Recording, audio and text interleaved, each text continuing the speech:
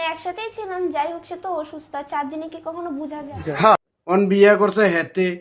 আইয়া পড়ছে কি রে হেতারা প্রশ্ন করতাস তুমি আমার সাথে আসো, আমি সুস্থ, এটা সবাইকে বলো। আসিল কেমনে আরে আপনি যদি সঠিক প্রশ্ন না করেন আপনি উত্তর পাইবেন কই থেকে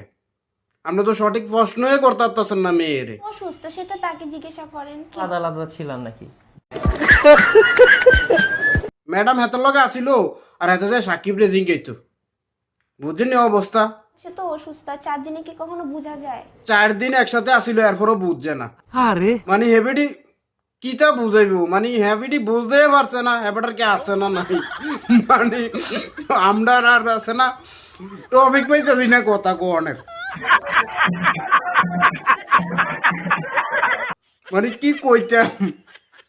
বুঝছেননি এ আরে অবস্থা হেতার না হয় টুনটুনি কাটছে এটা লইয়া সবাই এই ফেসবুকটা